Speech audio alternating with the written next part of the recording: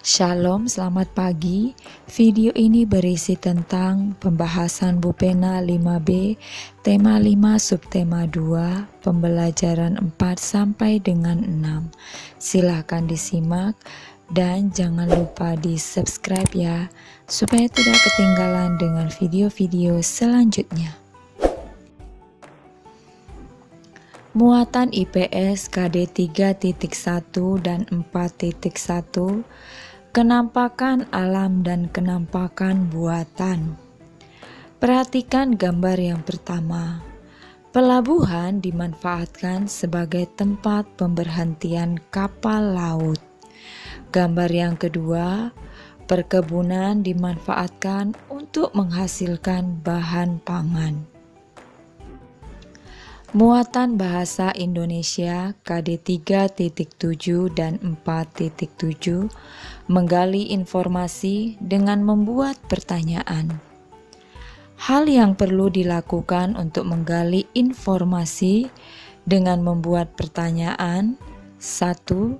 Membaca isi teks dengan seksama. 2. Buat kalimat tanya yang berkaitan dengan isi teks tersebut. Bupena halaman 115 sampai dengan 116, latihan muatan bahasa Indonesia KD 3.7 dan 4.7. Bacalah teks non-fiksi di buku Bupena halaman 115 sampai dengan 116. Kemudian buatlah daftar pertanyaan beserta jawabannya. Berikut ini daftar pertanyaan beserta jawabannya. 1. Apa perbedaan antara kenampakan alam dan kenampakan buatan? Jawabannya, kenampakan alam terbentuk secara alami oleh peristiwa alam. Sedangkan kenampakan buatan merupakan kenampakan yang sengaja dibuat oleh manusia untuk memenuhi kebutuhan hidupnya. Pertanyaan nomor 2, apa contoh kenampakan buatan? Jawabannya, bendungan. 3, siapa yang membuat bendungan? Jawabannya, manusia. Pertanyaan nomor 4, mengapa manusia membuat bendungan? Jawabannya, karena manusia membutuhkan pengairan dan irigasi. 5. Bagaimana cara kerja bendungan? Jawabannya, saat air sudah terkumpul di bendungan, air tersebut dialirkan melalui pipa-pipa kecil menuju persawahan dan rumah-rumah warga. Muatan PPKN KD 3.4 dan 4.4, persatuan dan kesatuan dalam mengelola sumber daya alam. Salah satu wujud persatuan dan kesatuan dalam mengelola sumber daya alam adalah kerjasama. Pulau-pulau di Indonesia yang memiliki perbedaan sumber daya alam dapat bekerja sama untuk memenuhi sumber daya alam yang dibutuhkan. Bupena halaman 117, latihan muatan PPKN KD 3.4 dan 4.4. Jelaskan pentingnya persatuan dan kesatuan dalam mengelola sumber daya alam. Jawaban soal nomor 1 ini, apabila setiap masyarakat dapat bersatu dalam mengelola sumber daya alam, kesejahteraan bersama dapat tercapai.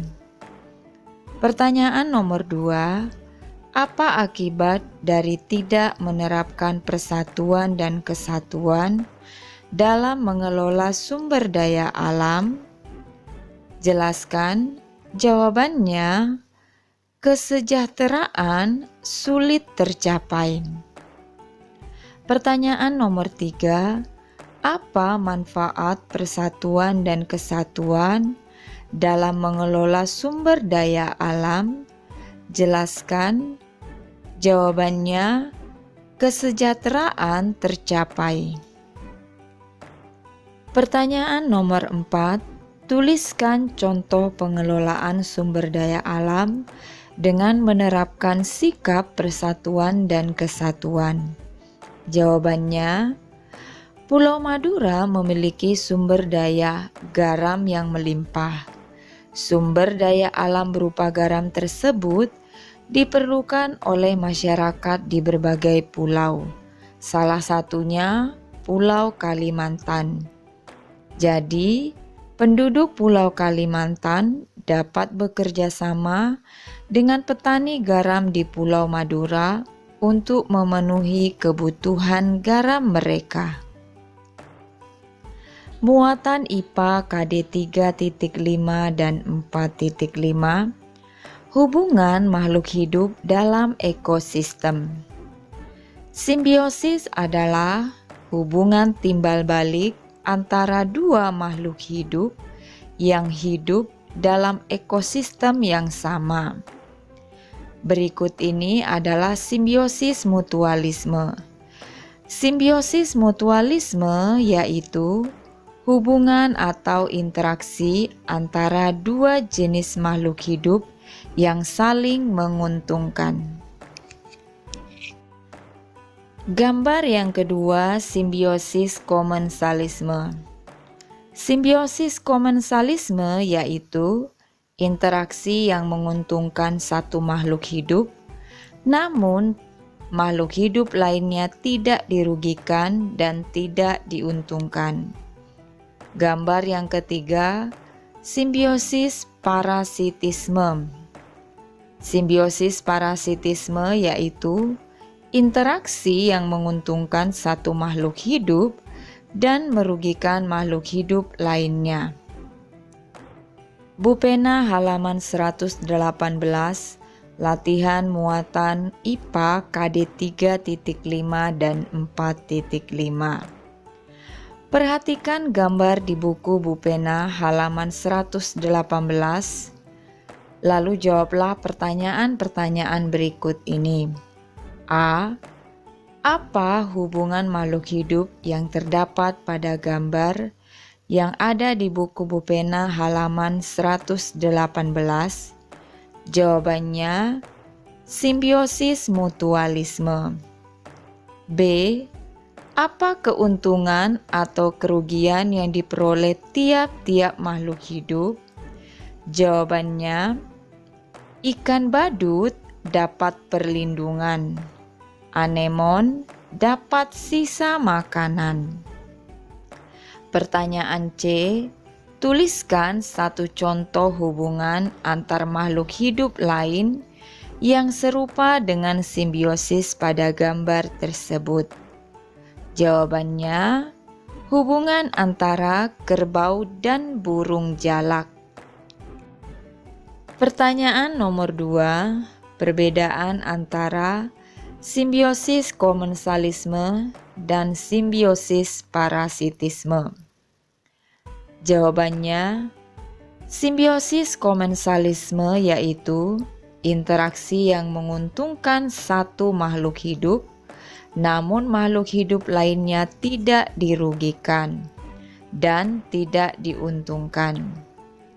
Simbiosis parasitisme yaitu interaksi yang menguntungkan satu makhluk hidup dan merugikan makhluk hidup lainnya. Contoh simbiosis komensalisme, ikan hiu dan ikan remora.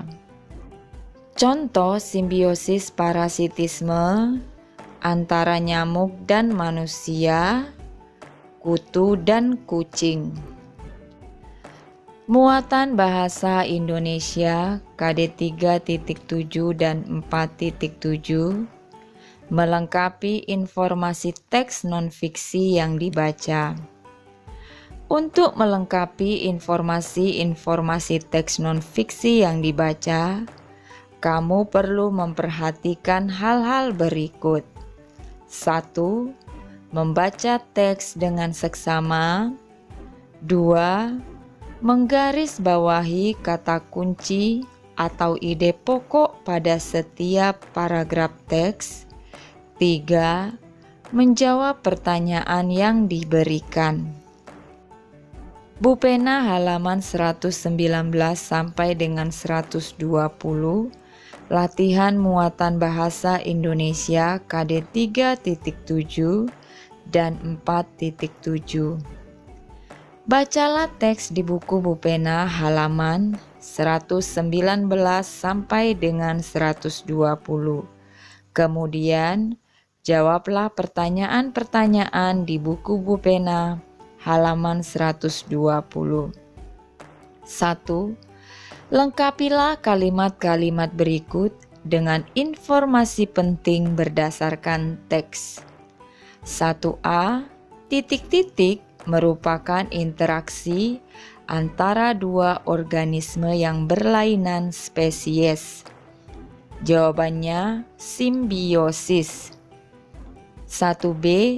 Simbiosis mutualisme merupakan titik-titik yang saling menguntungkan. Jawabannya simbiosis. 1c.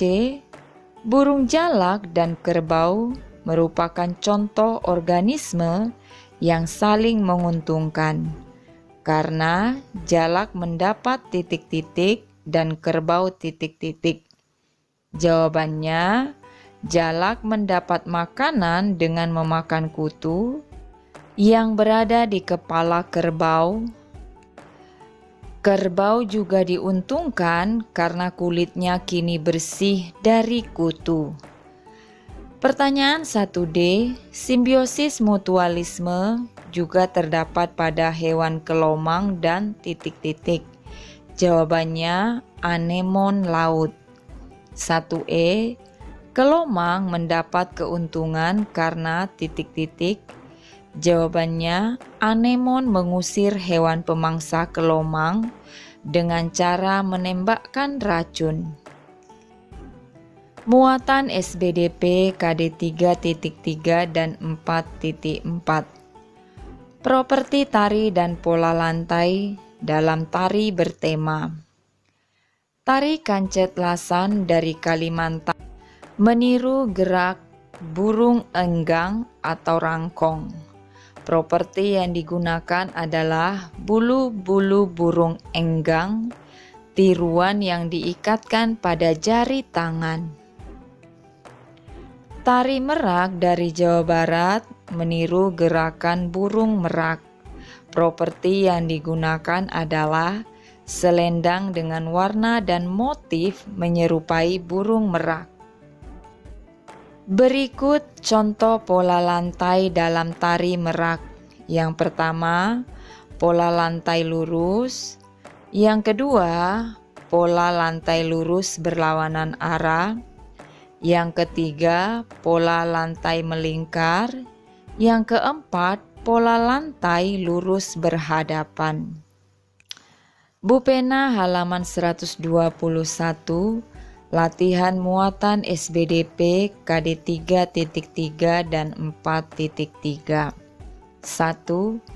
Tuliskan 3 contoh tarian daerah yang memiliki tema gerakan hewan.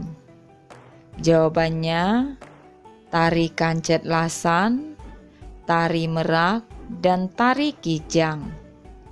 2. Apa saja properti yang digunakan dalam tari kancet lasan dan tari merak?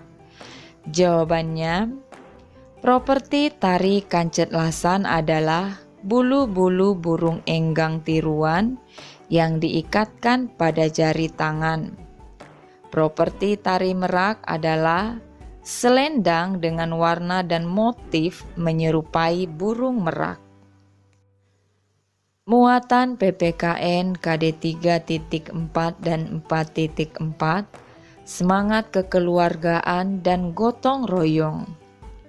Gotong royong dapat menumbuhkan semangat kekeluargaan. Semangat kekeluargaan adalah sikap memperlakukan orang lain seperti halnya keluarga. Manfaat semangat kekeluargaan: 1. Meningkatkan persatuan dan kesatuan. 2. Mencegah perpecahan. 3. Menciptakan hubungan yang harmonis antar sesama. Muatan bahasa Indonesia KD 3.7 dan 4.7. Menulis teks non-fiksi berdasarkan informasi pada artikel. Artikel merupakan sebuah karya tulis atau tulisan yang berisi informasi berdasarkan fakta. Muatan SBDP KD 3.3 dan 4.3. Pementasan tari dengan iringan musik. Iringan musik dalam tari dibedakan menjadi dua, yaitu A. Iringan musik yang berasal dari manusia, contohnya tepukan tangan, entakan kaki, atau nyanyian. B. Iringan musik dari alat musik, contoh gamelan, rebana, gendang, gambang kromong, dan alat musik band. Sekian saja pembahasan hari ini. Shalom.